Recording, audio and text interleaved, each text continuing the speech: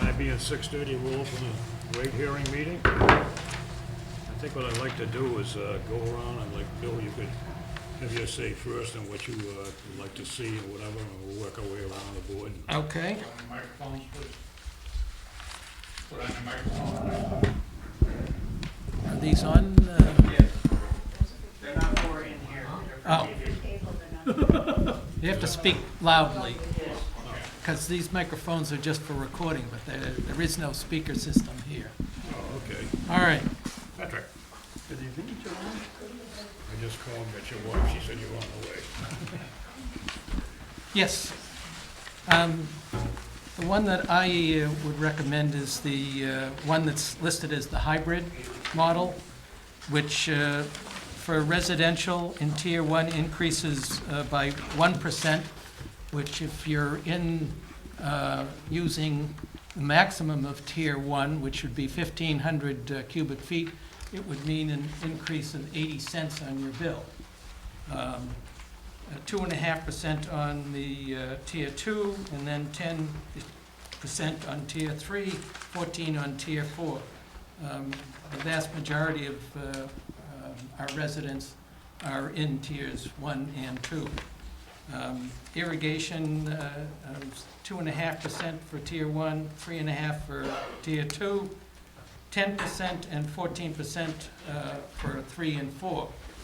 For out of town, the same percentage is 2.5% for Tier 1, 3.5% for Tier 2, 10 and 14 for the 3 and 4. There, for the non-usage revenue, the debt subsidy, which is the Massachusetts Water Pollution Abatement Trust, is $221,000. That's a fixed number that we actually have. Entrance fees are estimated at $210,000. They historically have gone from slightly over 100 to over $1 million. That's an estimated figure. Testing fees, $36,000. Again, that's an estimated figure. It fluctuates, but it's down in the tens of thousands. Liens and principals and interest, $200,000. Again, that's fairly consistent in prior years. Penalties and interest, $29,000. Again, that's fairly consistent. For the non-usage revenue is those 5 items is $696,000. In addition to increasing the rates slightly, particularly in Tiers 1 and 2, it suggests a $2.50 per bill charge. We have roughly 8,000 customers, and that would bring in $80,000. There's a fire suppression assessment of $900 a year.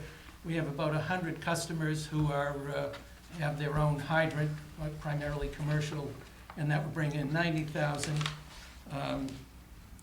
And when you add up the usage revenue estimates plus the $696,000 plus the $80,000, $90,000 new items, you end up with just a shortfall of only $15,641 that would have to come from retained earnings. I'm in favor of actually going down to 0 on the retained earnings, and given the, we're estimating when you're looking at a $6 million budget, there's a good chance that $15,000 variance may disappear. Just increasing testing fees could easily take care of that. So that's my thoughts and what I'm interested in. Okay. Good evening. You want to hear me now? You want to hear me now? Yeah. First of all, I have issues. Afraid. Yeah, I have issues. Why are we doing this rate hearing today? We're not yet finished the fiscal year. We're still 3 months away from it. All the rate hearings were in June, and all this issue started in February 28th memo by Turner, administrator, where he presented the budget information and then sent a memo to all of the public officials saying that we need to increase the rate. There's no correlation between budget and the rates. budgets are different, rates are different. After that, a lot of email were exchanged. They tried to just talk about rate hikes, and they tried to do a workshop on March 22nd. And somehow one of the citizen, he sends notice that it's not legal to conduct a workshop. Rate hearing require legal notice. So eventually that was corrected, and the legal notice was posted, and we are sitting here on April 4th trying to figure out the budget or the rates for next fiscal year. Okay, but Okay. you're going along with what you've got here. Okay, so on the same line, the revenue numbers which are given are very high, in the sense like they are above the budget for fiscal year '22. And in any of the budget item, I didn't find any information about YTD expenses. We can't approve budget, we have not approved the budget, we have not done any budget hearing properly. And the revenue numbers are high, 6.4 million for last 12 months, the sewer is 4.9 million for last 12 months. So having said that, my main concern is not rates and budgets. My main concern is the pumping numbers, which are down, lowest of last 5 to 10 years. The users are not using our water. And the reason is plain and simple. They realize it's costly. It's costlier than all the surrounding towns. The numbers was compiled by one of the commissioner, and shows that it was the lowest in 5 years. So if you try to stop that, we need to stabilize the rate first. We can't keep on increasing the rate because it's a volume-based thing. We need to first it's way lower than even the mass DEP 65 gallon per user thing. We are below 63 now per user. So that's one concern. The second concern is there are funds, ARP fund, and if you increase the rate or try to increase the retained earning or something, we'll have problem getting the funds. There are millions of dollars of funds available. Okay. We should pursue those funds. So my proposal is not to increase any rates for any tier on any of the water or sewer So you'd stay with the status quo? as of today, unless we find more funding from ARP and other things. And the other thing which I proposed are a lot of in draft to increase the other fees, which we can discuss later in other meetings, to go over those fees to increase the revenue. But user charges, I don't see there's a need to increase it in April 4th as of now. Okay. Mr. Fasenel, Yes. where do you stand on these rates? Well, when you compare them to last year's rates, I'm curious what you think, because I don't see a lot of difference. Do you? You don't see a lot of difference. Yeah, now, I have, this is the rates, this is the fee schedule for 2022, right? And looking at 2021, okay, they were the same, according to what I have. Okay. We talked about this before. I would like to see, no raise in tier 1, and no raise in tier 2. And I think I actually gave the town administration this information. And the tier 3 and tier 4, I think it was the same as yours, John, 10 and 14, Right. which I could live with that. And then you want- Also, then you wanted the fire suppression. Yes, I noticed the service lines into a building, the old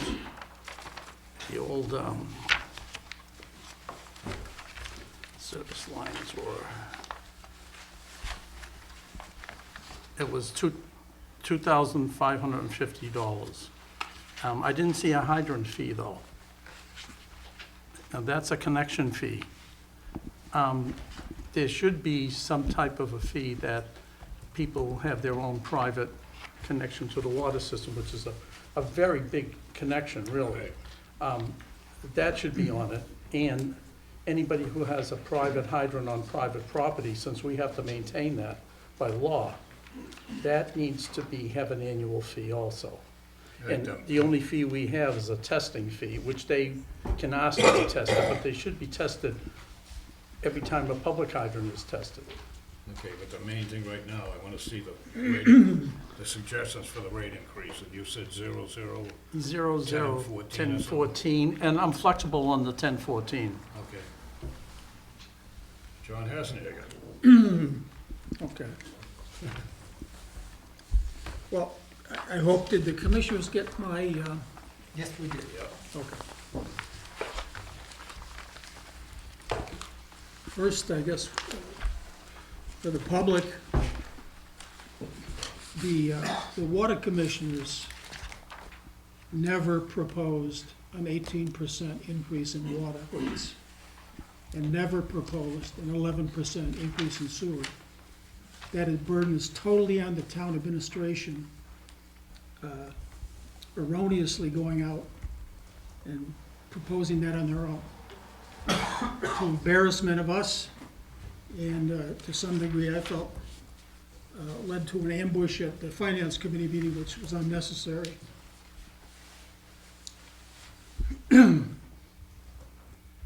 There's a balancing act here between capital budget, retained earnings, the future of water.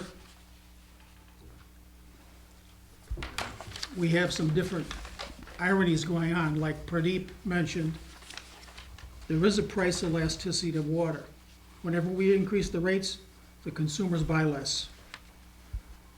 And each year, for the last 5 years, we've been increasing the rates to meet our budget, and each year that we increase the rates, the water use goes down. So the notion that Mr. Fasanello alluded to about, and to Mr. Abbott, about a 10% and a 14% increase on tiers 3 and 4 are totally unpalatable to me, because it's the exact opposite. It's putting gasoline on the fire. You're just causing our heavy users to use way less water, which is crazy. What some of you may not know is that a business like the water, this particular operation, is what you call a fixed cost model. We almost pay the same whether we sell 1 gallon of water or 10,000 gallons or whatever the number is.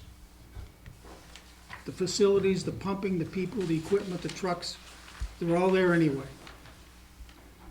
So it's a catastrophe if our system is scaled to a certain volume of business or volume of water, and then we don't meet that level of business. Obviously, one of two things can happen. We can reduce the department and cut 10 or 20% of our department down to meet the budget, or we can increase prices. So that's like the situation analysis of this. It's not really the planning dimension of it from a strategic point of view. So, that being said, the environment of pricing of our water department is not static.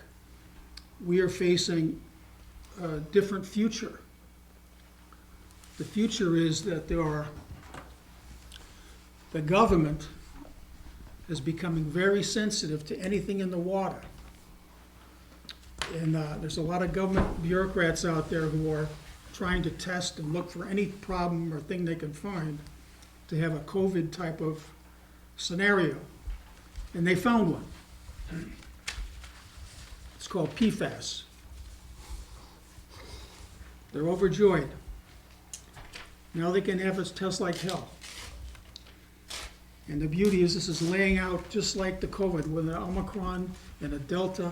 They're gonna come up with all the variants, each year gonna come up with a new variant, we're gonna have to go and get all new tests and do another analysis.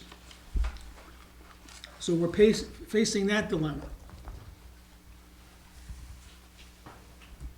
And we're at a stage where we're in an equilibrium far as facilities. There's no need for us to go out and build a new well right away, but at some point, we're gonna have to think about that. Because as you life cycle the wells, we're gonna have to get to a new well. And that could be a very expensive item. So we have that to consider. This board is another piece of background, which is even more long-term thinking. We proposed to the town as an article to join as a supplemental membership to the MWRA, like an insurance policy, like you'd have on your home in case there's a fire or something, catastrophe happens. A supplemental agreement would give us the guarantee that somewhere down the road, if this PFAS really becomes rampant and we can't deal with it or pay for it, or we lose a well, or we have a contamination like we did on Route 1, we have an insurance policy, we have a safety net, we have, again, unlimited ability to get all the water we need.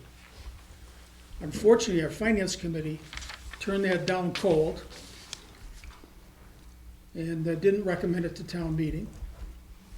It didn't go anywhere. And we've been staying in touch with the MWRA because they have two things going on. One, like us, they're selling less water, so they have the capacity to get new members to join. At the same time, many towns in Massachusetts, and we've got a list of 15 communities here, who are having PFAS problems and are all scrambling to join the MWRA.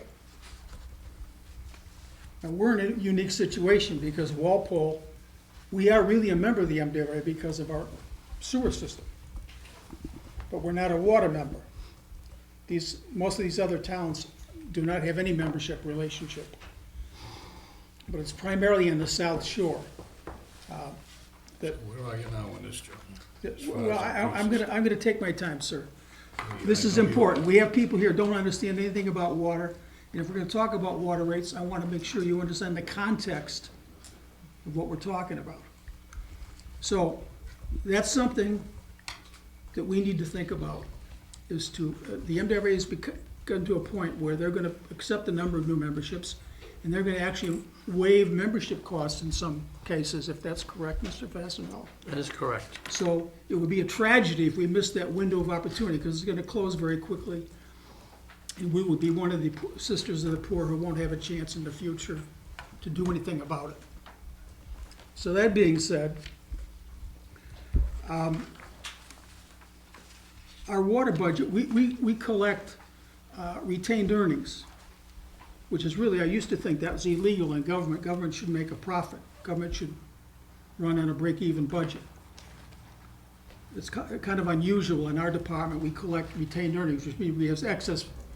We charge more for the water than it costs us to produce it, primarily. And we have used those funds for emergencies, special needs, and we've rolled over and put them into capital budgeting items as well. However, there's a philosophy on that.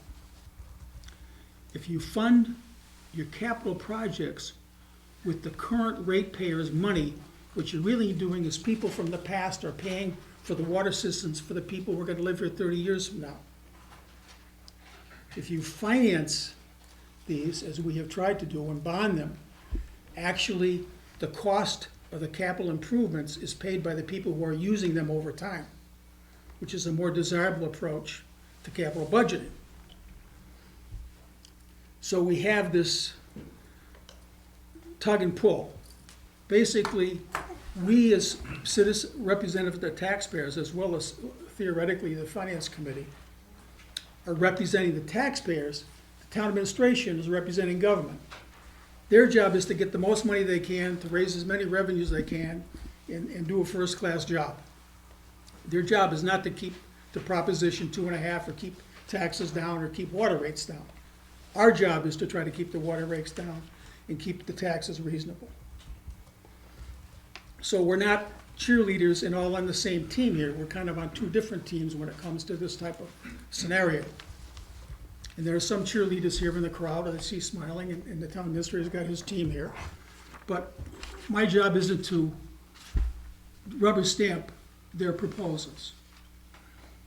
One of the things that Pardeep said, which is very salient, is the town is, we pay the town 1.7 1.7 million. Yes. million as an administrative fee to manage this department. And they call it indirect costs. And that indirect cost is supposed to be audited every 5 years, is that what? It should be audited. It doesn't matter who's charging. So we haven't audited that for a while, and there's been some concerns about that. Are we paying enough? We're paying too much? We're not paying enough with the town? We have to resolve that, because that fits into the picture here.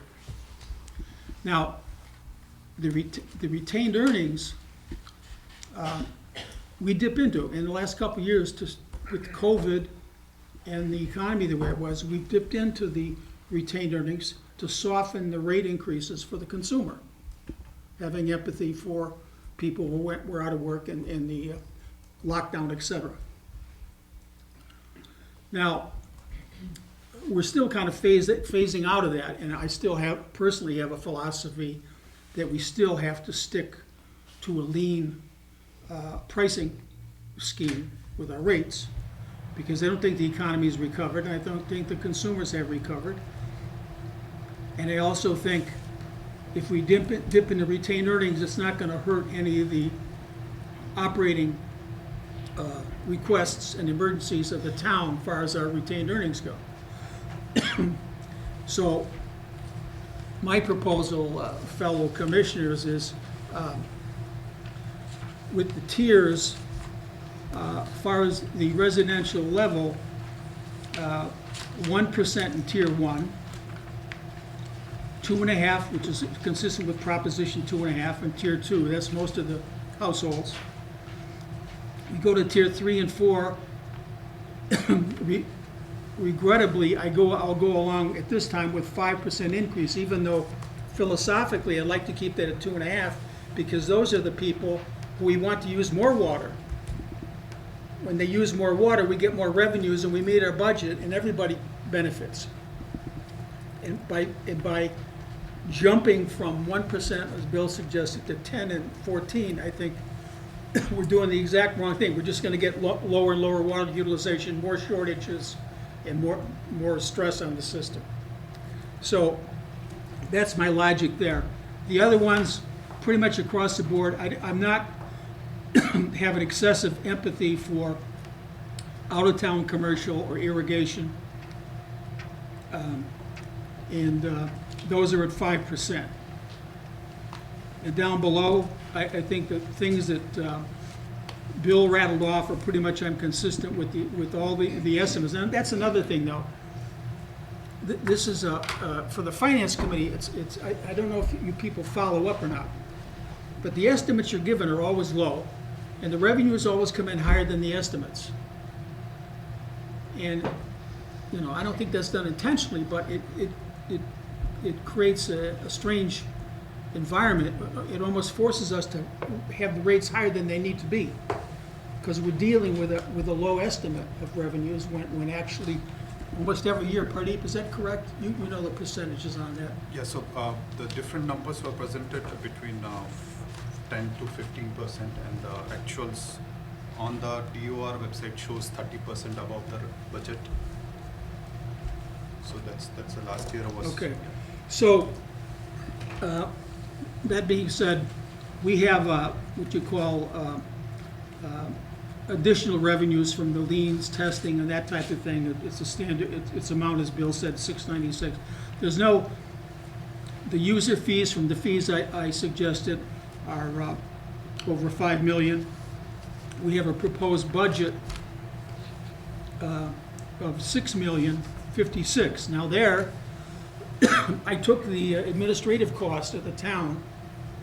They were asking for 3.85% increase. And I suggested we not give them that increase.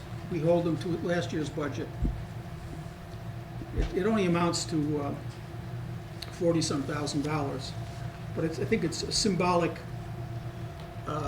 notion that if we're going to increase the administrative overhead, I think we should get that audit that you people are looking for, so that we know that, you know, we're paying enough or too much or not enough. You almost said, And not quite, I gotta go to the sewer. The sewer rates, we're doing water right now, but, yeah, okay, well, on the water, that will create about, let's see, that will create about a shortage of $50,000, which we'll get out of retained earnings. What is the retained earnings right now, 1.9? something. 1.6, 64. 1.6 million. So, yeah, 1.64 million, we're gonna get 50,000 out of that. So it's not a big impact. So that's my long-winded position on the water rates. Thank you. I've been notified by Mr. Abbott that I can properly open the meeting, so I will ask each member to vote to open the meeting. I'll make a motion that we open the rehearing. I will second it. All right.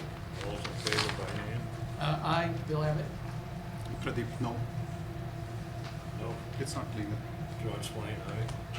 John Hassenjäger, aye. Patrick Fasenello, aye. Okay. Now we're legal, I guess. Mr. Chairman, Sir. we're having a rate hearing, Right. but I don't know how about the other commissioners, but I'm not really feel that we should set the rates tonight. I think they should be set in June with our regular rate-setting meeting. And I think we can, you know, talk about these rates and get the best rate Yeah, we can possibly We have get. to go through the whole thing. Right. But I think we can clean up what we want as far as the percentage of, We can, but I have some questions, Mr. Chairman, like ARPA. How much of ARPA are we gonna get? I mean, the town of Plainville is getting like $1.5 million for their water system. I'm curious, because it's hard to set the rates if we don't have this ancillary information. So I'd like to know that, how much ARPA funds we're gonna be getting from the town administration. And that should come to us before June, hopefully. There's some other things too. I know, Scott, you're delaying on one report. I saw it in the email there on something that Pradeep asked. He asked for the March actuals and they don't have those Right, yet. you don't have those yet, right? No, they don't have those. Okay, so there's some things we need to know about. And then, we could hold if off anybody, on the- what? we can hold off on all the, Well, I mean, I don't want to vote a rate tonight, Yearly stuff. personally. I mean, if you folks do, then that's fine, but I don't. But I'd like to tell the people what, Commissioner Hassenjag was talking about PFAS, and you're probably wondering what the devil PFAS is. And I know sometimes I sit at meeting and people use this jargon, and I'm saying, what are they talking about? PFAS stands for per polyfluoroalkyl substances. What does that mean? It means that over the past, since World War II, a little bit before that, we've been making synthetic things like nylon, like Teflon, and these have gotten into the environment. They're ubiquitous, they're every place, they're all over the world. And it's not well understood what type of interaction they have with human beings or other organisms. But as we get better at testing, and we're down to the nano level, as you said, we see these things all of a sudden, and we're worried about them. And they've already made, the government has made limits to how much can be in your water. We're fine. Is that correct? All our wells are currently below the state level? It's not all the wells are below the level, it's the blend of all the wells below the level. Well, how high are we above the state level on any particular well? Washington 3 would be the highest, I believe that's about 24, 25 parts per trillion. Okay, and 20 is the state limit. At the point of entry to the distribution system, not at the source. That's eventually going to have to be taken care of somehow. It's not the people's fault here in Walpole, it's the whole world practically. So there's ways to treat that, which we'll have to figure out how to do that. We won't have to figure out. The scientists tell us we'll need some money for that. Also, we could join MWRA. They have the best water in the country, and they have, it's basically clean of PFAS. I think it's down in the 1 or 2 range. And these are things we're facing.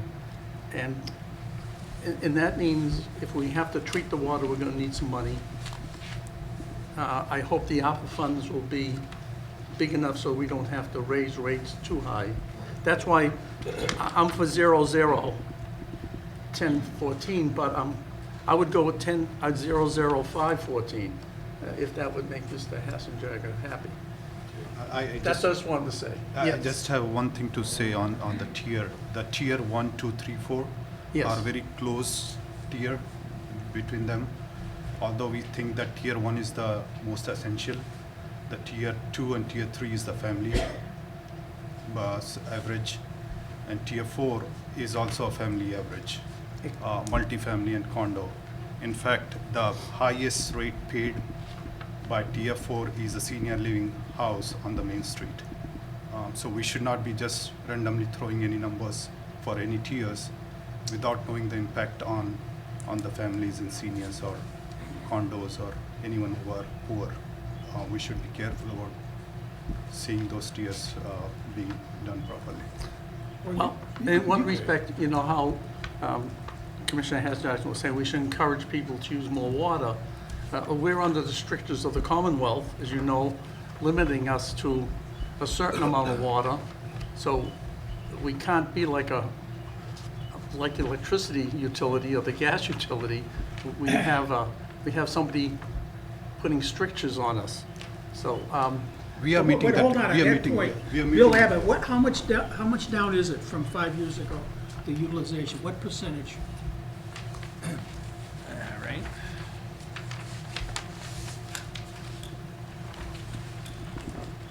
Let me just find that.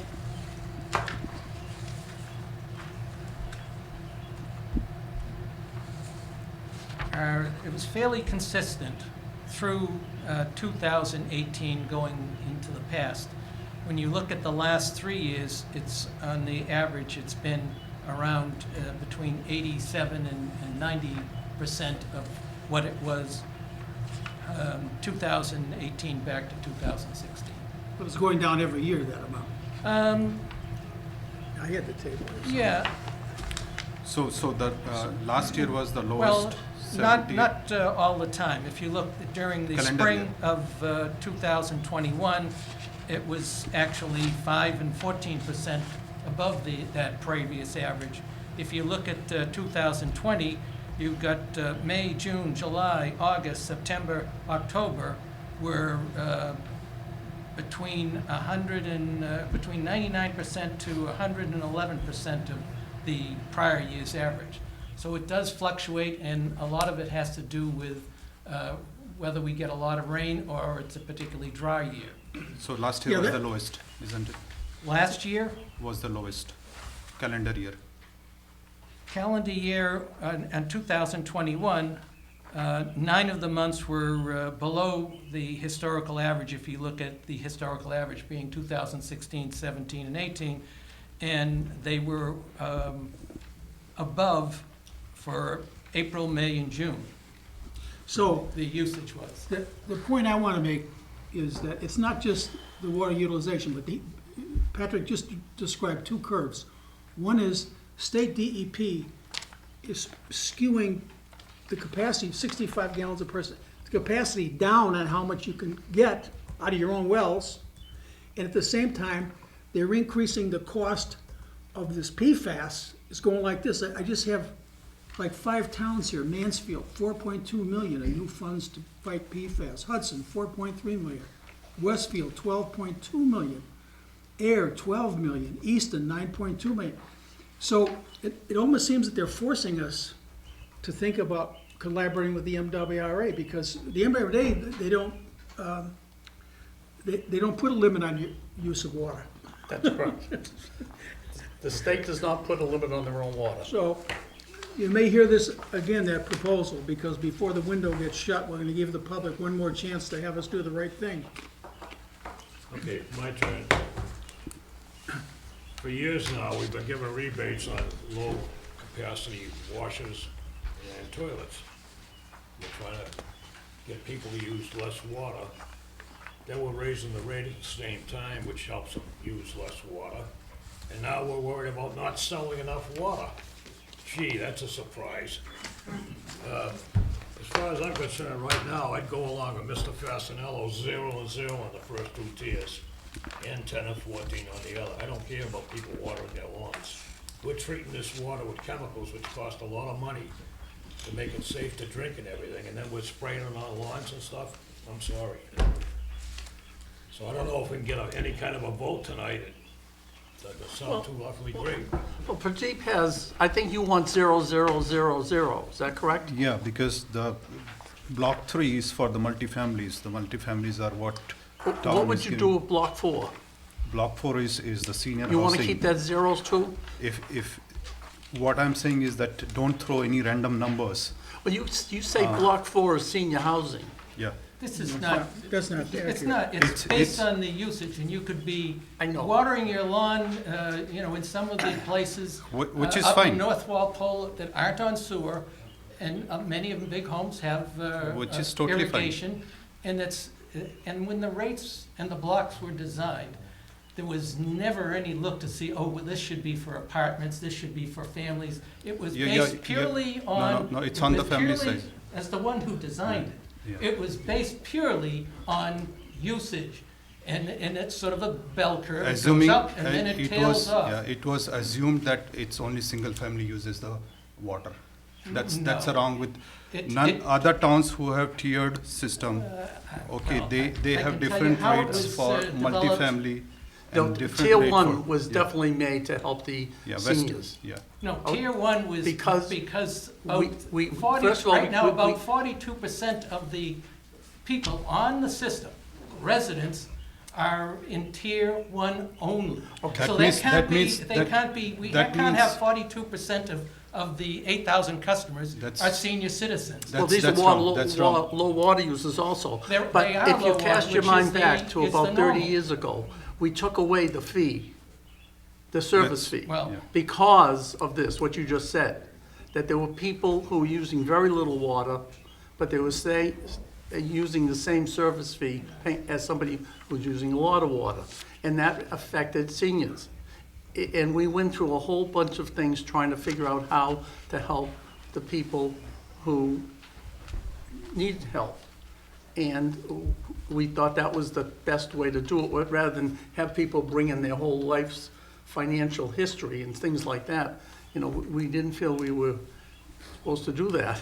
So we figured that if we took away the service charge, at least we would help those people who use less water, because obviously the service charge contributes to the amount of money you're paying per Right. gallon. So, when you said purely, it wasn't exactly purely, because we always had in mind the seniors, trying to help them with their water use. And- 9% of the people in Walpole are below the poverty level. So we have to think about that too. I mean, we can't be raising rates and raising rates.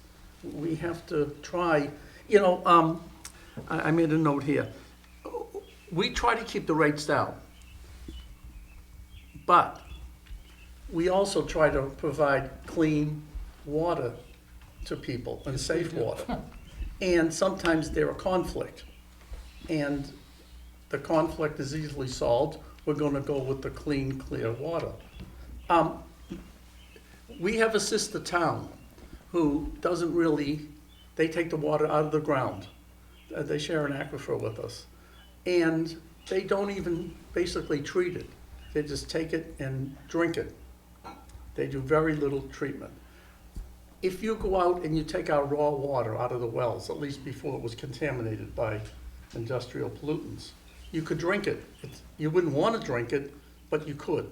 It was full of iron and manganese and tannin. But it was drinkable. You couldn't wash your clothes in it because they turned brown. But we fixed that. You're talking Minebrook. Remember that, John? Oh, yeah. You had to go down to town hall and get the chemical to put in the washing machine. The pipes will close right up with it, John. So, we do try to keep the rates down, but we can only keep them down so much before we have water that's problematic. And just on the tier, I have one more comment, which is when people are saying 40% tier one is paid by everyone, 100%. Yes, And tier 2, tier 3, tier 4 is paid by 59% of people. So that's, we should be careful that it's an incremental tier. okay, It's not that, you won't pay first price. It's always tier 1 is 100%. okay. And then. I next agree bit, with you, yeah. Pradeep. Yeah. 1 and 2 should be 0. That's not the point. The point is, these tiers are so close by The point is, person. and I agree with you. Yeah, 2 people, 4 people, 8 people, 6 people, 8 people average, mass DEP average, not even the EPA. EPA is 75 gallon per person per day. We are way below the mass DEP average. The brackets are too close for the family size. That's the point I'm trying to make. Well, So- the thing you're talking about is, when we talk about customers, you're talking about buildings that have one service, aren't you? Yeah, That's the problem here. yeah. So, Because when these rates were developed, there weren't many buildings that had tenants in them or condos, and everybody had their own service. But with the advent of condominium and apartments, which is. now the customers fall into tier 4, and those residents are paying a little bit more. So you're saying we should be 0 across the board, is that correct? No. I'm saying that just don't throw any random number that it should be 10% in the, tier Exactly. 3 or Yeah, 10. I'm agreeing 40. with him on Yeah, that. don't throw any random number saying that if it is 0 in tier 1, tier 2, tier 3 can pay 10% more, or that tier. Okay, 4. what are you saying? I'm saying that it should be tier by tier vote to say which it will affect It's which right here. population. Yeah, I know, but Okay. I don't want to know what One, he's two, and saying. 5. Yeah, And the other example is take Westwood example. They also have tier system, but the price drop for the wholesale. They'll charge you maximum $102, and then it drops to $48 per 1,000 cubic feet. Just because you think of use it. more water. Yeah, Because that's a they are declining wholesale, block. because they have Increasing.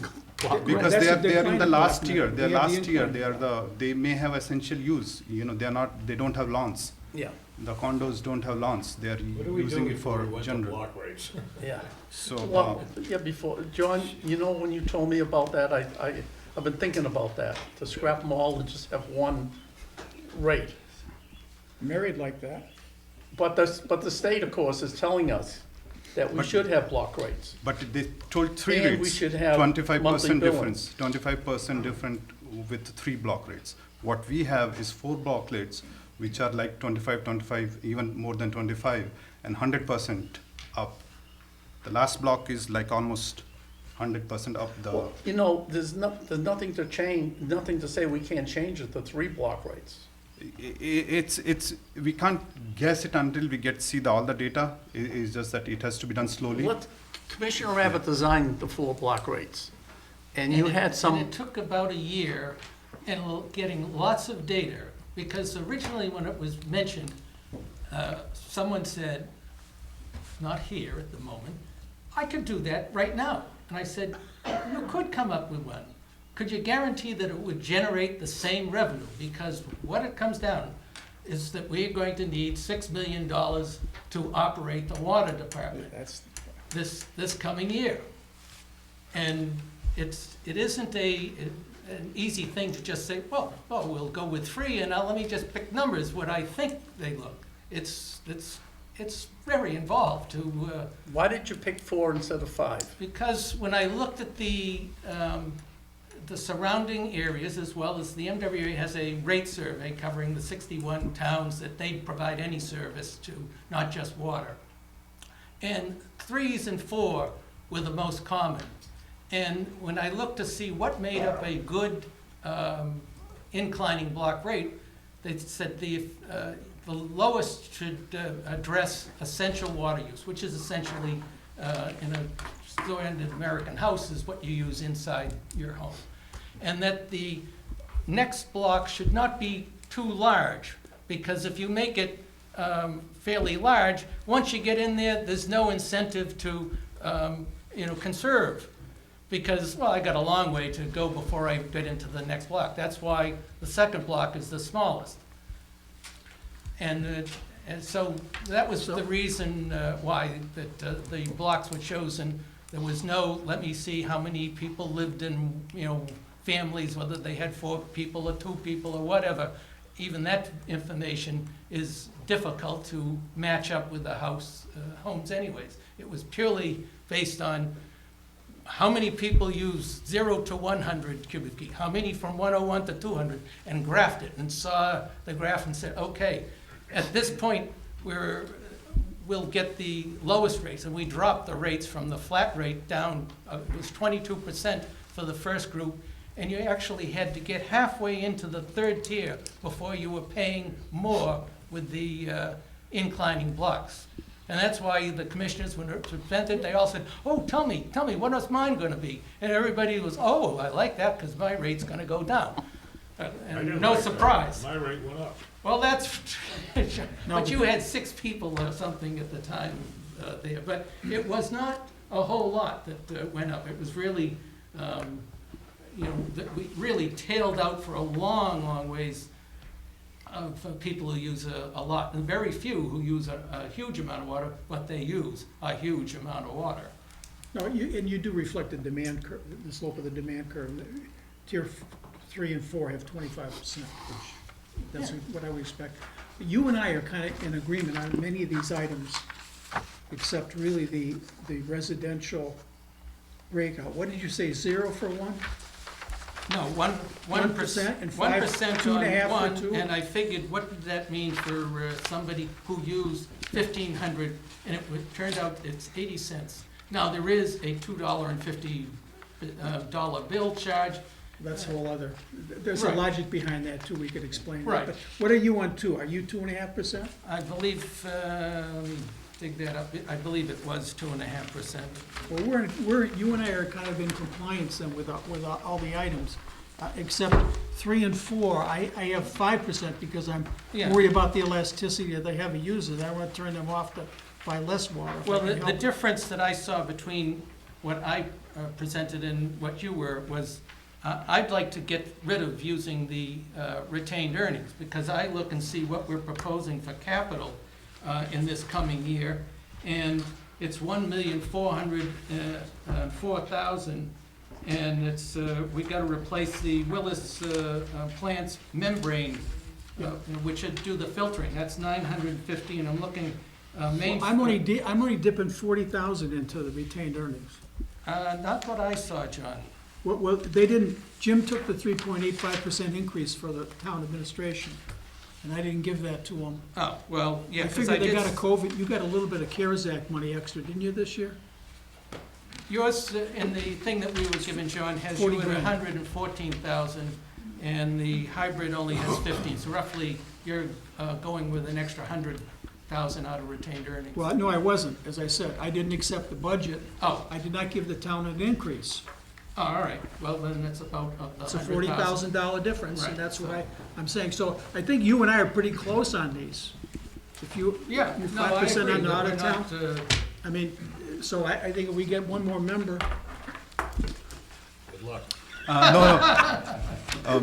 Mr. John, I have one more comment on the fixed fees. The fixed fees, if it is there, it should reduce the lowest tier cost, because the town which have fixed fees, Norwood or Westwood, their cost is like $38 and $48. It's lower than our $53.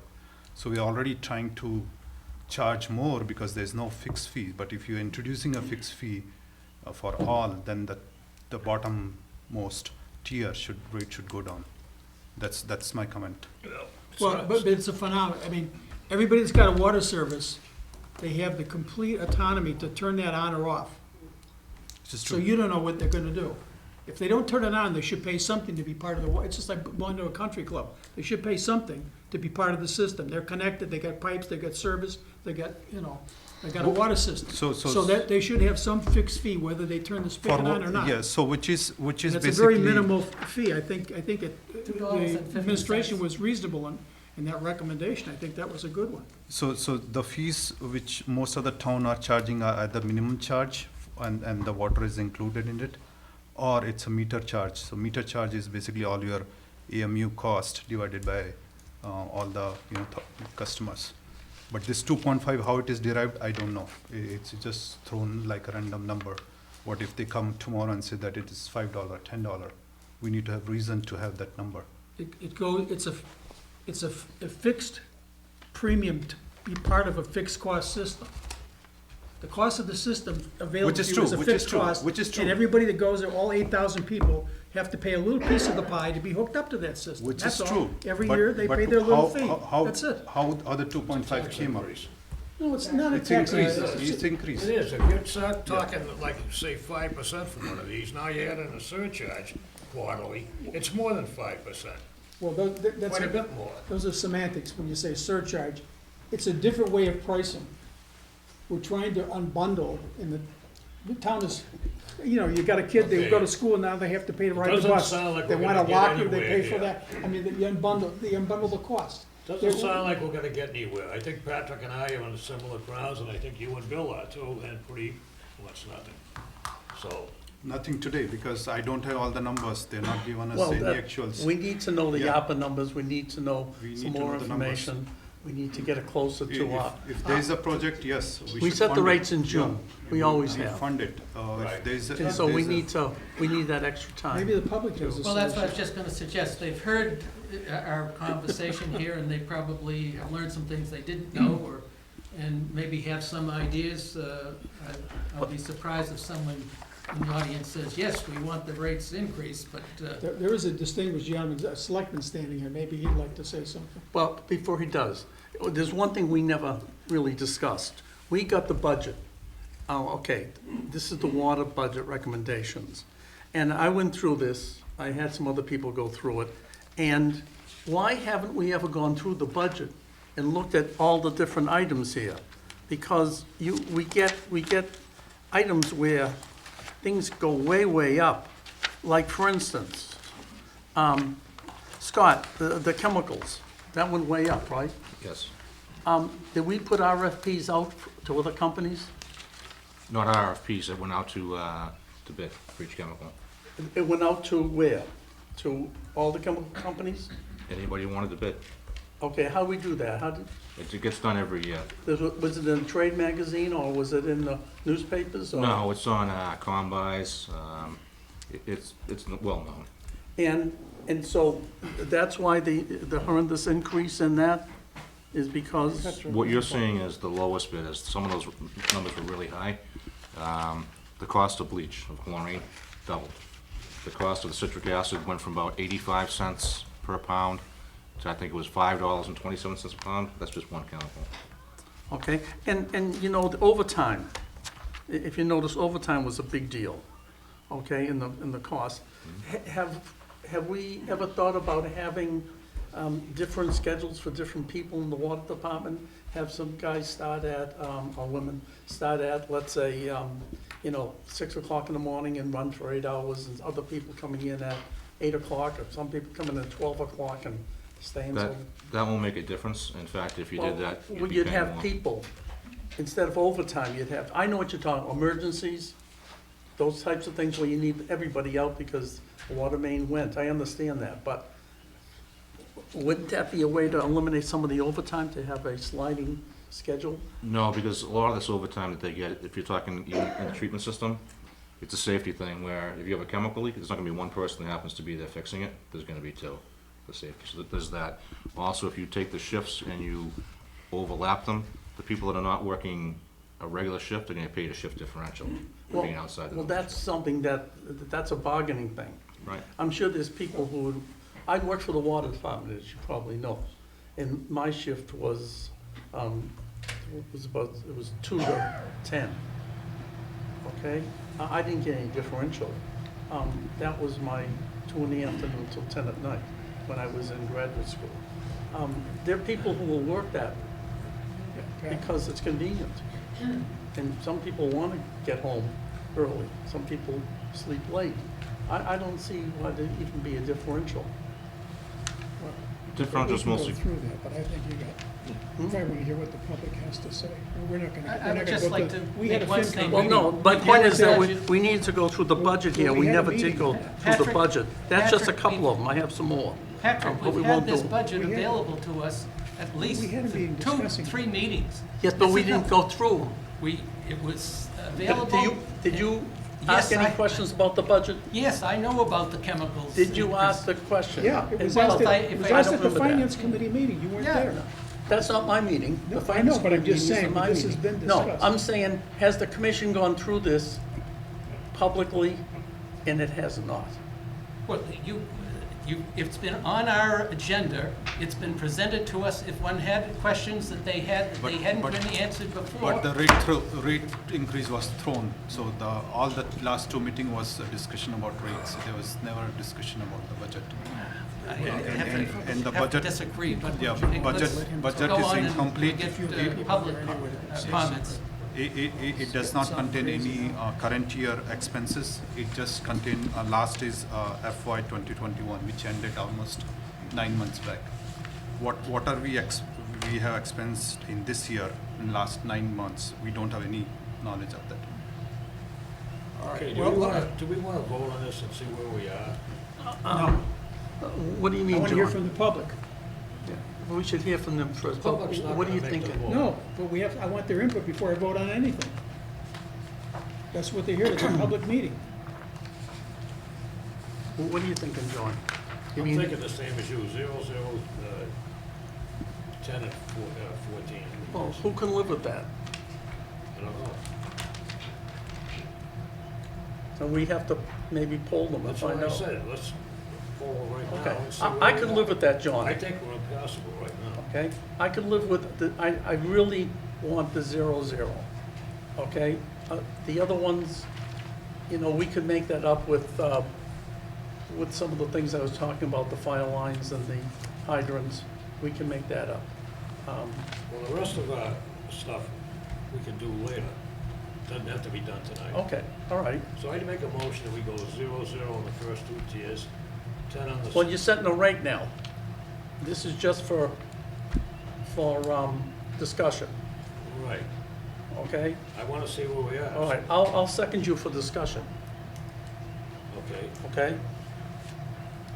I think we know we don't have much agreement, so Well, we'll find out. I'd Go say... ahead. Let's see what happens. I'd go for it. Yeah, And you? yeah.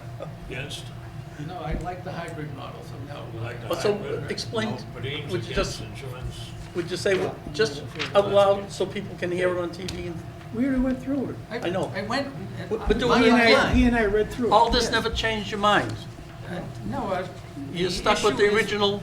I have 2 things. We've got to get our, raise the revenue that we need, 6 million and change. And I want to get us to the position that we're not continually dipping into retained earnings. And I'm basing it on looking at what we're planning to spend in this upcoming fiscal year of $1.4 million of capital items. And, you know, we're. How did the ARPA funds fit into that? Explain They're that not to in me. there. What? At this point, I'm not aware of any Okay, ARPA so money, you haven't considered those, have you? unless someone tells me that the Board of Selectmen are going to give us money for that. I'm assuming that they're not. And they're. Well, why wouldn't they? Mr. Chairman? Chairman, if I may? Mark Shadell, Finance Committee. The ARPA funds are for capital expenditures only. They cannot supplement operating budgets. No, So- we're not talking about, we're talking about capital expenses. Right, but That's what your current Commissioner budget Abbott does was not have talking any about. capital expenditures in it, so your rate setting is only based on the budget percentage. Right. Which Well- has no capital expenditures in it. Your future projects that you may come forward for in the fall could be covered by ARPA, but this budget has nothing to do with capital. So why are you putting in about the filtration media? Because I'm knowing that that's something that we're going to have to Okay, do. so- And unless somebody is saying, yes, we're willing to take of the. But that's a I don't know, capital expense, isn't it? It is a capital expense. Thank you. Correct. Patrick, you're an MWRA man. I am. If we were to just say the heck with it and start taking MWRA water, Yes. would it be much of a savings over what it costs us to produce it now here? There's costs that are hidden, There, okay? First of all, you'll have no control over where the water rates will ever go. That's it. My vote on the MWRA is 1/2 of 1%. The city of Boston has 31%, okay? So, you figure, if we went to a water system, my vote would increase to 1% then. Okay. That's not very much input into the rate structure of MWRA. MWRA has said what Dr. Hassenjacker has said. What they've done, when they created the system, they kicked it forward. And right now, on your sewer bill, because that's the MWRA bill we get, I pay 61% of my bill is debt service. Okay, well, the problem is that the people down the road are gonna be paying that, but the infrastructure is already getting tired. So now they're gonna have to build new infrastructure. They're gonna bond that. The old stuff hasn't been paid off yet, and it gets bigger and bigger. I mean, that's one way they do it. That's what they do. But you guys are defining two different things, though. At this point right now. A supplemental service is not joining the MWRA 100%, John. That's what he's talking about. A supplemental service is No, an he insurance asked me a policy. question. The Yeah, question But was, we're not even, and I that's never not even on finished the it. table. I never The finished question was answering it. 100%. What? The question was if we went 100% MWRA water. Would it be cheaper? Yeah. Maybe in the beginning. We don't know. It's an unknown thing, but you lose control. Okay, right now, we control our own water. I remember when the MWRA water was contaminated completely, back about 4 years ago when the aqueduct was compromised. Do you remember that? And everybody in Boston and all the surrounding towns had to deal with that. We didn't have to deal with that because we had our own system. Okay. So there's advantages to having your own system. It probably, I think it would be about a break even, John. Really? Okay. If I can't, I'm not, Mr. you know. Chairman, I've looked at it. They're a wholesaler. So everything based on once the water leaves the treatment plant, all the expenses are still going to exist. When you look at the cost of what it costs us with personnel, the chemicals, the electricity to get the water out of the ground, into the treatment plants and into the distribution. As soon as it leaves the plant into the distribution system, our costs are less than what the MWA wholesale cost is. It would go up. You do have the advantage of that they have lots of water and It looks like they're trying to push it to get towns to. Well, That the- is something I can they're answer that, changing. why they're pushing it. Right now, they're dumping a huge amount of water. They have so much water, and they're dumping as much water as the city of Boston uses. So that's a huge amount of water. They're losing revenue. They want more people to join the system. If the more people who join the system, the lower the water rates will go. Because obviously they're making their revenue. In that But- case, but the again, more water is. We're that places proposing what a you said. supplemental service, no. which is not Again. joining, we're not gonna buy any water unless we want to buy water I'm from. asking, I'm So answering it's his an question. insurance and policy, what we're, why That's mislead an- people? Because that isn't what we're talking about, folks. Let the two of them talk, we're not talking about that. We're talking about insurance policy with the MWRA. We're not talking about No, we're not 100% talking about that either. MWRA. No one said anything about an insurance policy. I did. You That's- did. Well, we're talking about something different. Well, You we jumped in vote, with that. this board voted and had an article for town meeting on that, a supplemental service. But Not that's not the 100% question. Some of this MWRA. board did. 100% MWRA is impossible. That's a ridiculous thing to even talk about. Can't happen. It was a question, Joe. No, I'm just telling Patrick. Patrick is favorable to this, but he's talking negative, and I don't know why he's doing that. because the town will benefit down the road to have that insurance, Patrick, and you're giving people a negative opinion of that opportunity. I'm giving you the true opinion. Well, that's your opinion. Well, That's yeah. not everybody else's. Okay, we're getting nowhere with this. And Okay, How about John, so getting that's my some of the answer. public's, Well, you're very smart. We should Well, take You're public, screwing public. NWRA. get some I'll tell you public that. input. yeah, if anyone's anything to say, help yourself. And Mary, do you need their name as I well? will. We're not going Yeah, anywhere they can. tonight from the looks of it. Yeah, they put it out All right. themselves when we start. Go get them. I'll say something. I'm Mark Aiello. Yep. First of all, this is great. And what I liked about it is my first time at something like this is that I really believe you all disagree, with a couple of exceptions. And you're really debating this makes me feel much better about whatever the outcome is, that it's been heard.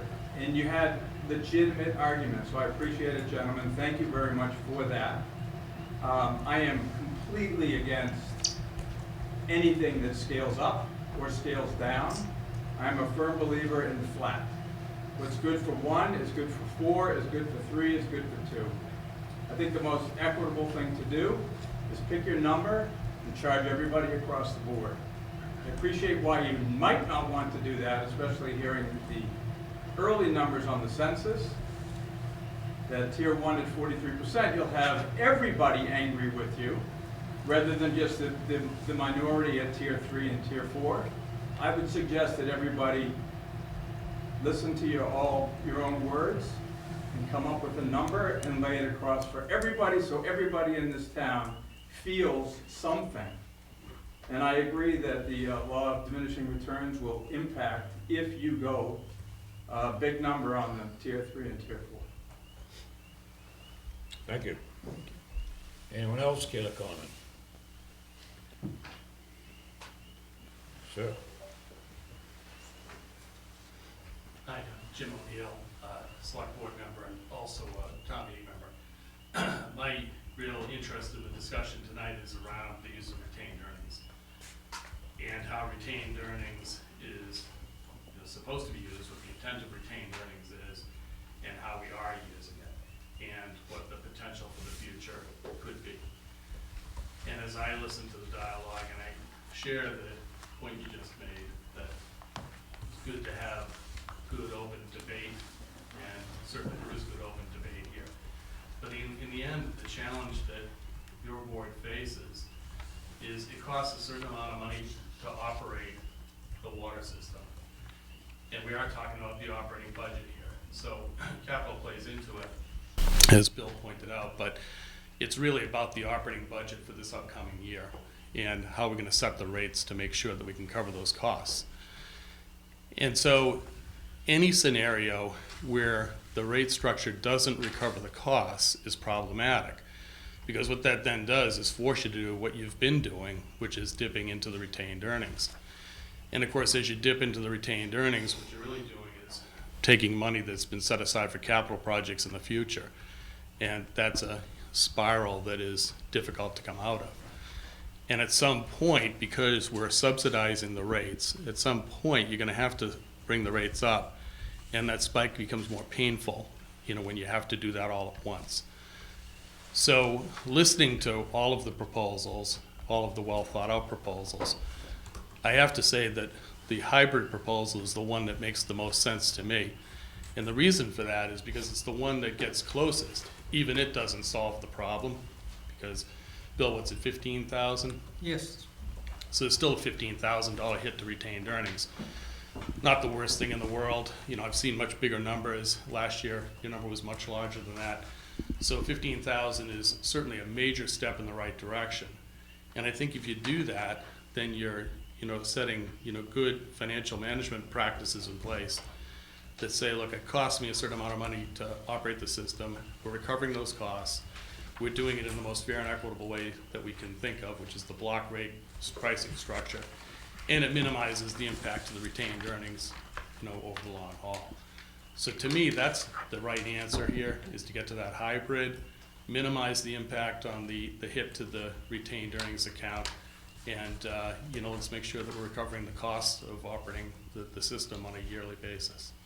Thank you. Anyone else? Just in response to what Jim said, I think that that's part of the debate, I think, from our point of view, is to, if you charge an excess price, you have excess retained earnings. At one point, we had 2.9 million retained earnings for a $6 million budget. That's almost a 50% figure. If you overcharge, if you like, which is too much. There's no organization has retained earnings or has an account for capital replenishment that's 50% or 30%. So I think the notion of if we carry 10%, 15% of our budget for capital items, that's a good buffer.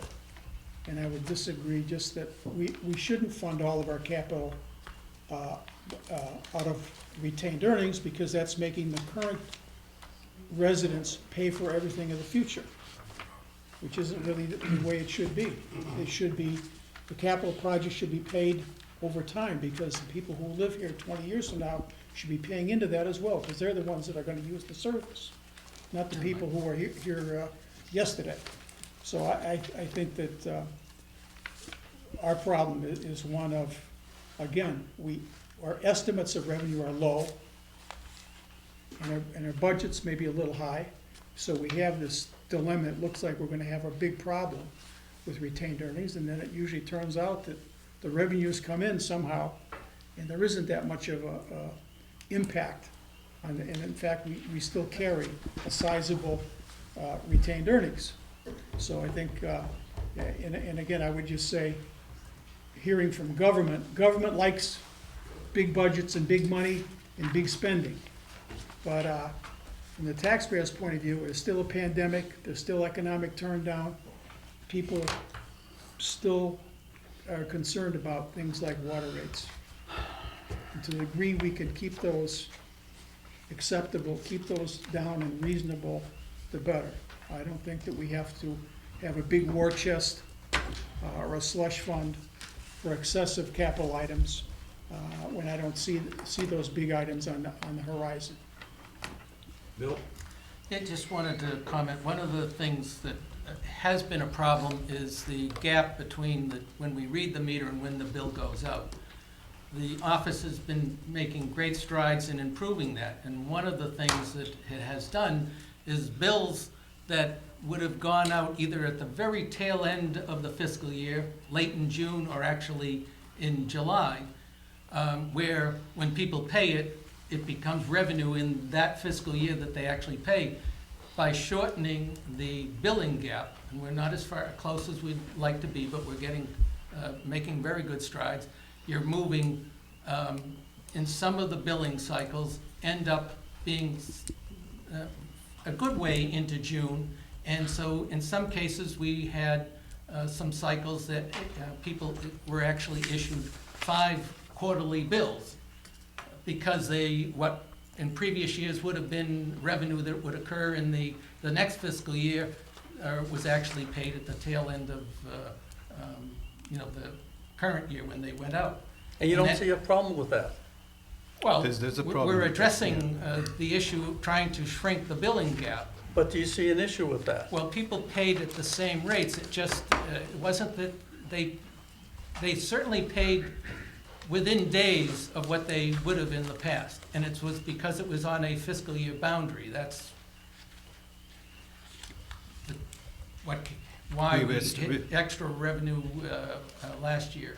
We are still 5 months behind in collecting the revenue, so even the rates which was set for 1st July Yeah. will be available only in this quarter. I would just like to ask Yeah. Mary, what are we right now, the time between when we read the meter and the bill date that appears on the bill, So the bill is for 90 days, right? and we are getting the bill out from the usage end date to the Right. bill date. We're now at about 32, 33 days. Right. That's So- what I was so saying. that's- And that's- if you looked a year In the or past, 2 years it was ago, it was up in some cases 50s, 90, 70 days, so, Yeah, so we have shrunk it yes. tremendously. So why still 33 days? Why not 5 days? Well, we have 16 billing cycles that go out for 8,400 bills. When we run the billing cycle, we have a report that, you know, all the accounts aren't clean. We have to replace meters, replace transmitters. Transmitters, we're not receiving readings. We have to make phone calls to residents, obtain readings. So it's not a very clean process. You have 90 days to do that, isn't it?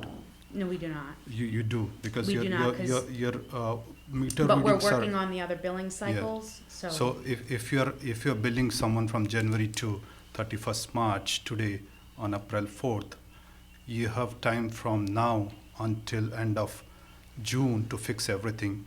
And then on July 5th, you should be able to send the bill again. So there's no, you don't need 33 days between the last read date and current bill date. You just need 5 days. If I So can, I'm not saying you, I'm just saying the system which is Yeah, placed it's- there. that's- Okay, and the point is, the rates which we are talking about retain earning, as of August 2021, I'm just reading the memo, it was 2.785 million. Okay, it's a huge amount. The sewer earning was 1.95 million, which is again a huge amount. And as of today, it's still above $1 million for water, and for sewer also it's 735 or something. So where is the problem with the retain earning? Can somebody tell me what is the problem here? We still have 1.6 million and 730, almost like $2.2 million in retain earning. Where is the problem? We're planning, when it comes to the fall town meeting, we will make use of, Why we don't use when there's a we need to fund? replace the membranes When in the pla- Willis plant. Yes, I mean, when millions of dollars are there in ARPA funding, why would you use the retain earning? There's 1.5 million, a small town like Plainville is getting $1.5 million. Why we don't have even $100 to reduce the cost? That's the main problem here. We never, I've been asking about ARPA funding from last 6 months. There's no answer given to us about how the fund will be used, when the fund will be used. It's more than 6 months that I- funds are available. I go and check the state website, Norfolk County website, everywhere funds is available. Last 6 months, the town has failed to even come up with a plan to use the ARPA funding. So why should I, talk about retain earning here? That's a plain I guess point. the selectmen could, I believe, are the ones who decide, where the funds go. Which is totally fine, but the fund is for water and sewer, clean water and sewer projects. Everyone knows, from president Twitter accounts to every county, every town is using it. It's not a rocket science. It's about water and sewer. It's not about building road or building houses. It's for water and sewer. That's plain and simple. So we need to know the ARP numbers before we talk about anything like, retain earning or rate increase or something. We just Yeah, can't. we could talk to, that place down below freezes over, we're not gonna get anything done tonight, That's right. you know? There's a bunch of unasked questions. If the powers that be do not give the ARPA money, some ARPA money to the water department, then they're putting the burden of the entire water department on the people, on the rate structure. So I think that that's a decision. We have to live with that, but the point is that the people have to pay the money. So if we do get ARPA funds, we can use that to lower the rate, in effect. I wouldn't look to lower the rate since it's Not- one-time money. I would That's use a it for 0% capital increase. items. No increase. Yes. So- But you understand, it's money that we have that we're not gonna have to raise. Okay, So, so John, we if need if there are any more information. public input, if there isn't, then I would suggest that we close the hearing, and we'll have to address, setting the rates, probably with subsequent rate hearing. Are there any comments from anybody? Well, that's from what the- we've asked, and we've had two people. I apologize to everyone if they thought we were gonna get something done here tonight, because it's obviously we're not. I just want to make a quick point, Jan Vanderlinden. I must say I'm a little surprised about one aspect of the discussion, which is around incentivizing greater usage of water and increasing the demand for water. When the whole world is moving to conserving water, fresh water, and less, using less of it. For, a small department in a small town to say we actually need to sell more because that's our business, that feels a little bit wrong-headed to me. So, I don't know what other people think of that, but that's a fundamental point that I've heard it several times. People don't want to raise the rates because they're aware of the price of elasticity and they don't want to incentivize, less use. I don't think that's the right way to think about the water department. So. Yeah, but you have many folks have these narratives about water, but they're incorrect. For example, an aquifer is an underground river. You don't take the water out of the ground today over here. The water's over there. The next day, you can't take it. It goes in the ocean, it goes to waste. You save nothing if you don't pump it. It's hard for you to understand. I think But it's hard for you to understand. We won awards for, we won awards for conservation. The department's got plaques. in here to set us straight on that particular point. We Think that we we have just plaques need to for pump more conservation work. It's a water different, out of it's a our different thing. aquifers Our system is solve very the tight. fiscal problem. Our system is very tight. We do have a Mass DP watching us, and their last report says that we are below the average. They gave us a license for next, I think 5 to 7 years. So Yeah, the so Mass we're- DP is a 65 gallon per person per day. We are at 63 now, so we are conserving, we are Just well. reacting to the Yeah. talk about. No, our concern is not, we do support water conservation. There is a toilet rebates, there is rebates for a lot of stuff. The water conservation can come also from the education. We support that. And I'm trying myself to have the apps and the dashboard for people to use and see how much water they are using every day. There are other towns, Westwood has the app where they can see how much they are using and how can they save. So we are trying the conservation. The conservation can also come from the education side. So that's just not the point that, there's no conservation effort. Yeah, and we have a scale of the system. We have these buildings, the facilities. It costs you whether we use them or not, whether we pump I it know or you have a not. scale problem, but you're trying to solve it the wrong way, that's my point. Well, no, I don't think we have a scale problem. The town's gonna grow into the scale of this water system very quickly. Bill, make a motion to get out of here. I'll make, unless there's someone else. Yeah, just one thing that I wanted to say is that with respect to the ARPA funds, I can't speak for the Board of Selectmen, so I'm speaking as an individual member of the Select Board. What I would tell you is that I, at least, would be very happy to entertain a request from this board to use ARPA funds in some fashion for capital projects work, if that makes sense to do. My understanding is, to date, we haven't received any such request from the Water and Sewer Board. Our agent hasn't requested any request from us. So that's fine, it's fine. All I'm saying is, you can't say out of one side, we can't get ARPA money but not request it.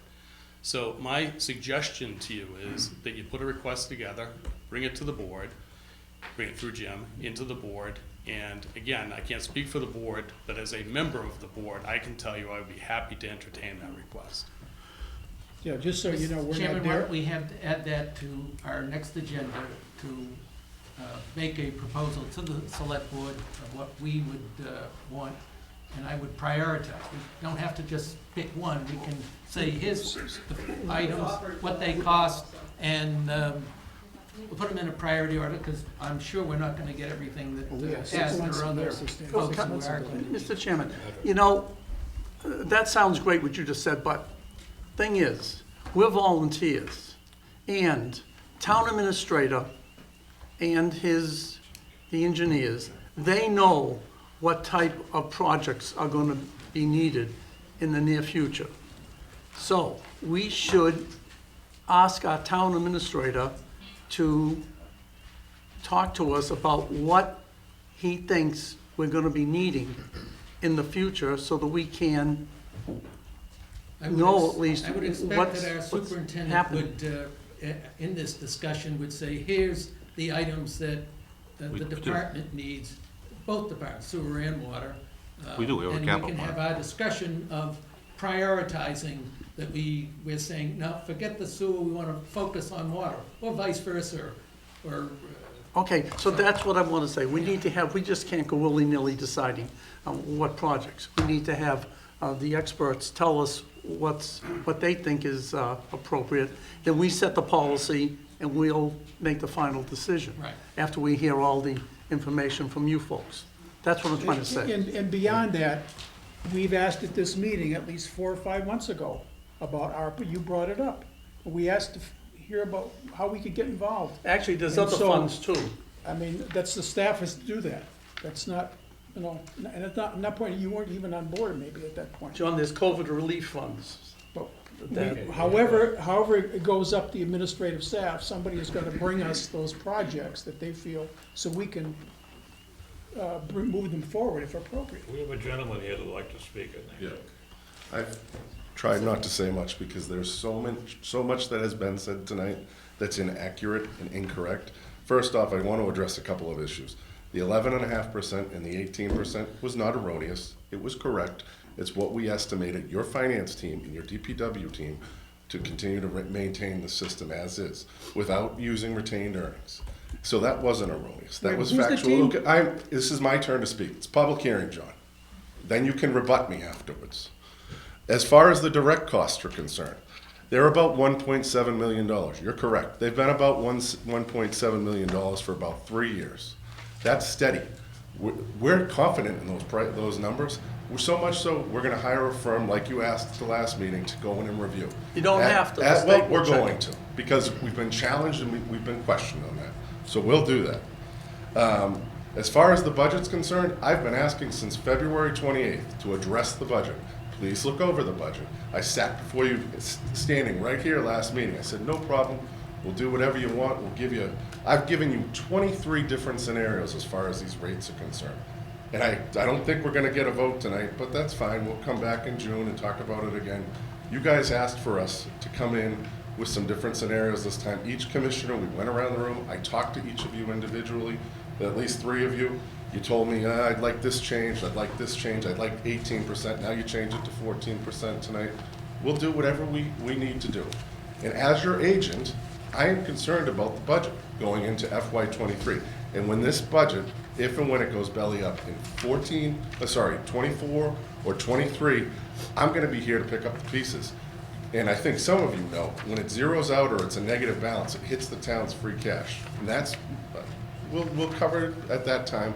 I'm concerned about it. I'm going on the record in your rate hearing saying I'm worried about it. The finance director told you last meeting she was worried about it. As far as the ARPA cost, I've told you the last 3 meetings, we'll be more than willing to discuss it. Let's set aside some time. I suggested a work session where someone said a work session's illegal. That is so incorrect. It meets the open meeting law requirements. Believe me, I know. I spoke with the town council. I spoke with the town clerk. You're allowed to have work sessions. The work sessions, we're supposed to iron out a lot of these things that have come up tonight, but you guys decided not to have one. I wanted to have a work session at town hall where it could be carried live on TV and we could fit all these people in the meeting room. You told me no. Nope, come down to the Delaney treatment plant, we'll have it there. We're here. We're trying to work for you. We're not working against you. John, you said something where we're not on the same team. I consider us all on the same team. I didn't say that. think- I said, who was the team? I didn't say we're not on the same team. You I quoted took a lot of notes You tonight. said our Thank you. finance team. Could I please don't know who finish that talking? is. As far as the sewer retained earnings, you didn't address that as part of your hearing tonight. John, before you wrap up, would you just say, we're not gonna vote on that, whatever you guys decide to do. I wanna work with you. The finance team behind me wants to work with you. Scott wants to work with you. So does Steve, your new assistant superintendent. We have to work together. I wanna know what you want as far as a budget. If you don't wanna set the budget tonight, so be it. But we need to have a sense. We're going into town meeting about a month away, and I'm gonna meet with the finance committee here afterwards, and they're gonna vote on a motion. And I don't even know what that motion's gonna be based on as far as rates. At least if you gave me a 0, 0, 10, 14, and adopted the fees like some of you had asked for, I know what to build the budget off of. I don't know at this point. But you never do, because we set That's our all I rates have in to say, June. so thank you very much. And we'll work on that ARPA stuff. You have a 5-year capital plan. If you want us to submit that 5-year capital plan as a full funding to the select board, we will. Why is it so important this year, after all the years I've been on the commission, where we always had our rate meetings at the end of June? Why all of a sudden is it important that we have them now? I'd like to get a consensus. No, with the why? commission, What's the difference? Because I don't know what you're gonna vote on. Do you know every other year? Have you known for the past 50 years? This has been the most challenging, in my 18 years here in Walpole, this is the most challenging. You're not This is- answering my question. Why in April? Why in April? Why today? Because the budget is being set. That is budget, not the rate. This I meeting need is to for get the a rate sense of hearing. what to build the budget off of. If you tell me 0 across the board, I'll do it 0 The across the June, board. that is the June time when you can give me the number. You're not given any numbers for fiscal year 2022. It's all 2021 number. There's no number you have given for me to verify your budget. But we need What, the rates how to much? figure out No, how no. much How revenue's much coming. how much you spent in this fiscal year? There's no number. This is your memo. Yeah, because this year isn't complete. How can I know? This 9 months gone. You have not given me any numbers. How much you spent in last 9 months? I believe you get the Munis No, monthly this is printouts your every memo. month. This is No, your memo. that's the budget, that's the Excel spreadsheet. Yes. Yeah. So this You does get the not have. Munis budget printout every month. This does not contain the numbers to That- verify because it's that the- your next year budget is a valid budget. That's a Because plain and it's the problem. budget. So That's It's not the that's Munis not. printout No, that you've not shows given the me any year-to-date. numbers. You have that every month. Thank you That very is much, that is Commissioner. actual revenue. Before we leave, I'd like to set up a workshop. Budget workshop. Budget is different than rate hearing. Is just to be there more anybody clear. else? Woodworking Yeah. shop? Susan Lawson, RTM Precinct 2, a member of the Finance Committee. I'm not going to get into a lot of what was said tonight, although I'm very concerned about the use of retained earnings to subsidize a budget. Guys are the commissioners, you're supposed to build a budget and set a rate so that the rate pays for the cost of the water. You're not doing that, it hasn't been done for so long that now there's a huge gap, and eventually the chickens come home to roost. Here's the problem with not protecting those retained earnings. And with all due respect, John, you keep talking about the government. You are the government. You were elected, right? Don't talk about the government like it's some Martian, okay? You are a government official, an elected government official. I'd like you guys to do your job. And that involves you coming up with capital expenditures. You thinking about what could go wrong, what could blow up.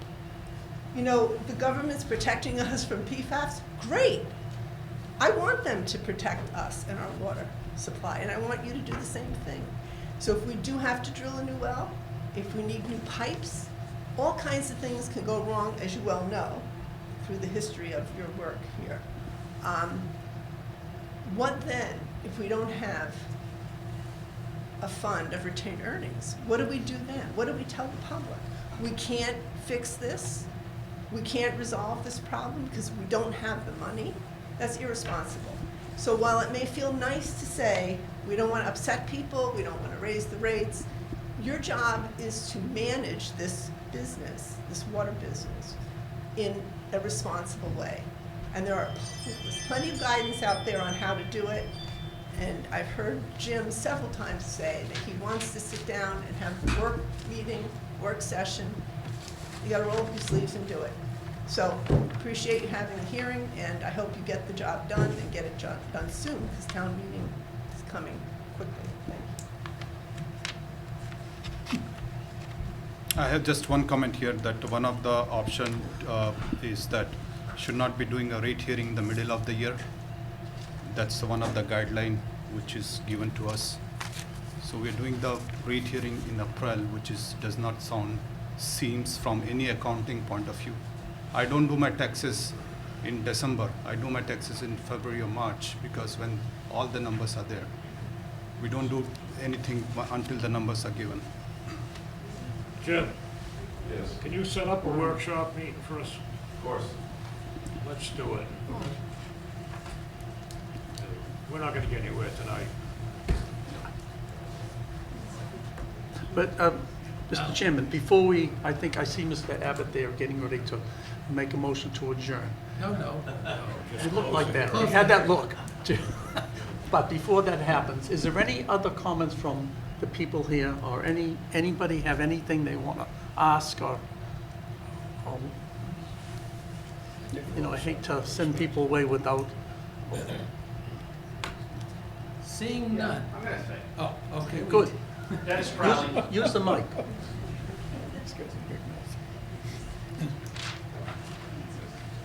Dennis Crowley. I've lived in this town, I was born here in 1972, so nearly 50 years. We spent how much money in the last 10 years building schools, or building new buildings, libraries, everything else, and all the overrides? $30 million. You know why we spent that much money? Because the failure of the town leadership in the 70s and 80s to spend any money taking care of this town. You guys are doing the same thing now for the sewer and water department. You've been doing it for 10 years. Been on the finance committee when we first started raising this topic on using retained earnings. It was 2008, made a little sense in 2008, but we've kept it going year after year after year, draining them down. At some point, the money's gonna run out, and you're just passing the buck on to the future. People have to pay. We wouldn't be going this giant leap now had we been doing this incrementally over the years as was needed. Time to pay is coming up, and you guys need to make some decisions. Or you can push it off when you're all off the board and dump the problem on someone else like the town has done for years to other groups. Hopefully you don't. Thank you very much. I gotta say something to that, people at home, this notion of retained earnings, when you collect more money, when you sell something, you collect more money beyond what was needed, that's excess profit, if you like, in business. They call it retained earnings, and they imply that all that money is earmarked for capital projects, and that isn't the case.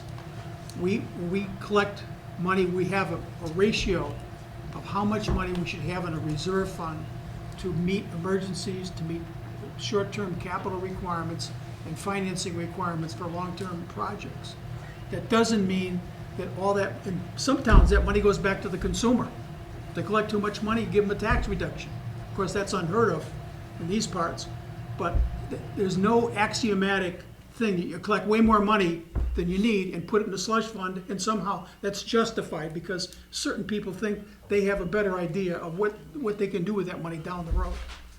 So I think we're a little more conservative about that, and we have empathy for the current environment that you folks are in. And certainly, if anybody's involved with long-range planning, we are. We wrote the book. I started the first capital budget committee in this town in 1971. Served on it for 25 years, so I know it inside and out. I'm the one that set up the schedules, the 5-year programs, the sidewalk program, the street program.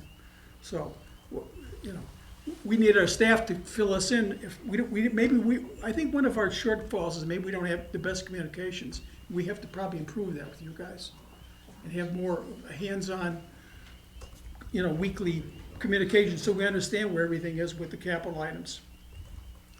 Ask one more question. What do we have for capital expenses in the next 5 years? Do any of you guys know it? I have it. You have it, Scott, don't you? Yes.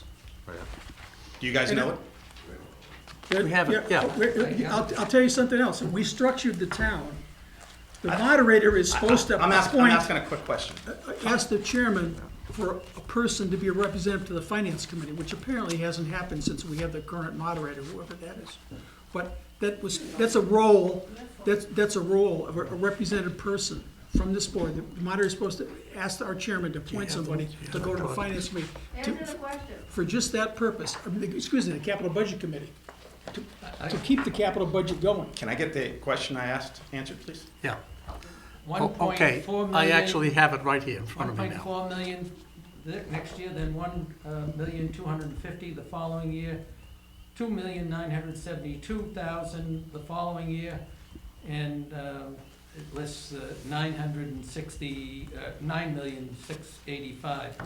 And I should make, when you get that far out, it becomes let's pile a lot of stuff, some of those things, but certainly not gonna spend But 9 it- million in a year. That's more or less looking, okay, you've limited me to 5 years, I'm gonna tell you the things I know that would be spread beyond that. And how do you expect to pay for that? Finance it, bond it. Anything that's, So debt service, so we're gonna charge it off to the Some future. debt service, sure, for the future. For the People are wear gonna and tear. use it, pay for it. things that are in the range of $1 million, we would typically bond them. Things that are, let's say, $500,000 and under, we would like to use. So it goes back to, so the plan sounds like what I discussed with the town earlier. The reason I keep saying about ARPA is that in the year, fiscal year 2023, we're going to replace the membrane. You know what that is? Yeah. We have different types of So it sounds plans. like the retained That- earnings that- could be used for some good capital. No, ARPA could be used for that. That's almost $1 million. Yeah, but you just gave me, I'm just telling you, the next several years, it sounded like, well, 5 to 10. I'm going to next year now. yeah, okay? but at This some is- point we gotta pay. This is our number one priority, okay, that we replace the membrane on the Willis plant. And that's $915,000, which is, $1 million. So the reason I keep hopping on ARPA is because that would be great to get that money, the $1 million, so that we don't have to, Yeah. deal No, with it on sounds the like rate a system. wonderful plan. Yeah. The people that are using it today and creating the wear and tear should be paying for the future use and then Well, keep it rolling forward. I don't think I agree with that philosophy, to tell you the truth. Well, you asked what the public wanted, I gave you my opinion. You guys get to make your own decisions from there. And then the town voters can make their own decisions afterwards. Thank Yes, you. just on the cost and all, the 20% of water bill is goes to general fund, supporting town staff. Can you talk a little louder? The microphone doesn't- 20% of the water budget goes to town general fund to support the town staff. Do you know that? 20% of 1.7 I have to million. correct you, Pradeep, because that's not accurate, and you know that. That's- It goes that's- towards OPEB, it goes towards health insurance for the Whose? water and sewer employees. It also goes to the cost for like the town engineer. the time I 20% of spent. your salary, 20% of your, Not yeah. just my salary, all of administration. Yes, 20, And also yeah. the accountant. Yeah, And so that's something that's been pretty consistent, but it's not just my salary. $855,000. It's almost like $1 million per It's year. 1.7 when you combine them all in. Yes, so 1.7, after the insurance, the everything else is totally 900, almost $1 million. We give to general fund to run the whole enterprise, whole town. There's no bylaws, there's nothing to say that we should pay to the. There is. I have to correct you on that one. There is. Town meeting votes on it. Each Town and meeting every votes year, on it they to vote on move the funding fund source. from water funds to the general fund. And one of the things But no that town these other pays. groups are doing, like the collector's office, we don't send out the bills. We don't collect the bills. There is a cost to doing that, and that's one of the items. The employees in the water department and the sewer department have access to a human resources department. And so we end up paying a share of that. The unemployment, there's a cost per employee. I don't have any problem with insurance. And I'm that's where talking about this the salaries of other town people, which is included into the water budget. Well, there is. So whenever someone is blaming the water fund, their points are going on them. So 20% cost, if it is increasing every year, it was somewhere like $500,000, now it's a $1.7 million. So someone has to look into those costs also. Why it was less than $1 million and now why it is $1.7 million now. We did that at the request of this commission. Back in 2017, we reviewed all of our costs. This commission, sorry that you were not on it at the time, approved it. You may have not liked it, but we broke out and we did it.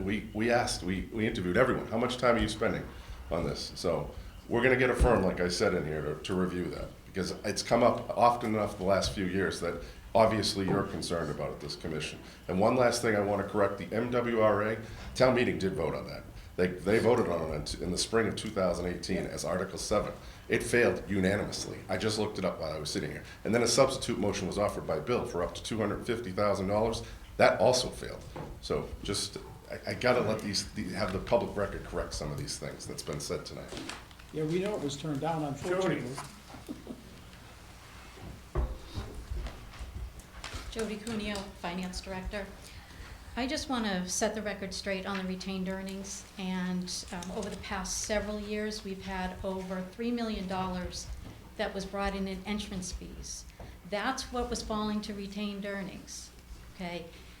The user fees are the user fees. The excess is coming from other revenue, okay? We have entrance fees, we have testing fees, the liens, we have miscellaneous revenue, $200,000 in borrowing, I always forget the need, but supplement, that's going away. So, now is the time to look at this, and, we're sounding the alarm now because it's important. But I just want to make sure that everybody understands that retained earnings, those big numbers, the 2.9 million, that's coming from entrance fees. And building is not what it was. Thank you. Do you want to make a motion? I do not see anyone else standing ready to make a comment, so I'll make a motion to close the hearing. I'll second it. All those in favor, and we're gonna do by voice, I guess, by I'm in favor. Bill Abbott? Pradeep, favor, yes. John Swain, yes. John Hassenyeger, yes. Patrick Fasenello, yes. Who seconded that? I did. John? Okay, that's that. So Jim, you can set up that workshop for us. Mr. Chairman, we've signed the abatements. I'll make a motion that we approve the abatements. I'm looking at our agenda. You've already signed it. Yeah, but we haven't voted to, yes. Okay, I'll second that motion. All those in favor? Aye. Abatements, aye. Abstain. I didn't get a chance, I just signed it, I didn't have a chance to abstain. I'm abstaining. Can we get the superintendent's? No, I signed it. Pradeep, what was your vote on the, Superintendent's report. Sure. I didn't get Pradeep's vote on the abatements. Yell it out. What was your vote on the abatements? It was in favor. Yes. Yes. You wanna do anything with correspondence? It is the did you normal folks- things. Did Do I you have folks them? get this thing? Yes. They sent this to me I today. saw that. As you can see, the reason what's happening is that these towns, like you said, in South Shore, And he's meeting with the FinCom about us right now in our building. so what? Tell me to go up to town hall. And listen, if we're gonna have a workshop, we'll do the workshop. He asked permission. Yeah, you don't have him do it. We're our I own figured boss. get a hold of everybody and see Well, what we there's can only do. us. Is that a public meeting? We're going, I'm gonna go in the public meeting, see what they're saying. Go ahead, go find out. You would have to have an agenda In the agenda, posted. Workshops are just like regular meetings in terms of. the Okay, open when's our next meeting? Next week? April 25th. April Huh? 25th. April 25th. Right. You know, a big thing here is, April they 25th? think that retained earnings Who is decided that? exclusively to fund all the capital It's projects. the second and fourth And if that's true, Monday, When's the water rates are second gonna be one? triple. Well, the thing is, so it would have been next You week. can't borrow That's money right. to Okay. these projects. I have it on my list as next week. Is next Hey, week. folks, Okay. just there's a little problem here. I was suspecting that the next meeting was next week, because that's Which our it can be. regularly No. scheduled second and fourth meeting. But that's. And now they're telling me that if that's not true, the next meeting is the 25th? Right. That was just the next one that was on the Well, we can- schedule. How did that happen? Because tonight was thrown off. There could be a meeting next week. I just was saying Because When is you the, recall, one there's of a the holiday? things was, the 18th. on the next Yeah, meeting, that we so let me do just some look at stuff, the calendar. like, You're sorry you came. ask the state to do. There's still an time audit. to when escape. would you like to meet? You are running close to the point where we. It's up to the grab commission. and we don't let go. Yeah, so the next scheduled meetings are Monday, the 11th, and Monday, the 25th. Do we need to meet on the 11th No, I don't to think so. talk about this? Well, And just a short meeting, or shall we forego that? I just want to I want the commission to decide. I don't want somebody to decide for us. So what do we think, folks? See, do you know what, how crazy, is this still going on? Yes. Yep, it's part of the meeting. Yeah, this is part of the meeting. Do You're, we, you're discussing the budget.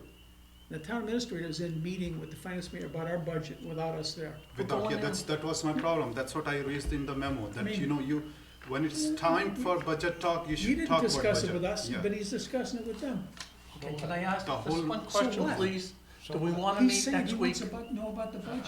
I'm available on Monday. I'm You're not even available talking to us. We because never I'm even upset. talked about the budget. I move we meet He's next talking on our meeting, behalf and next somebody else. Monday. I'll second that. Just for the Aren't we budget. making money every year and putting more into retained earnings? No, there are. You should have told them that when there are everybody was years here. where we do not make the revenue.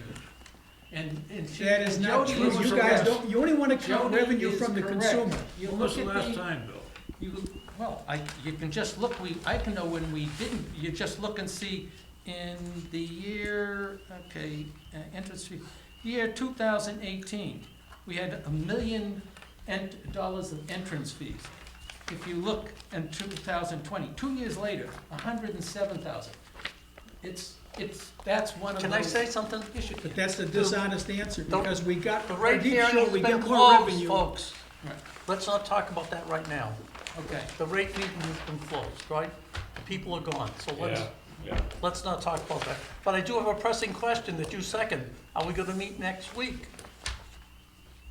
And I just, For budget, just for Might as well, budget. I've asked Next it Monday. on the, I've asked it on the next meeting, whenever it is, that we prepare a prioritized list of what we're interested for the ARPA Monday, and looking for okay, guidance that'll from be on the agenda.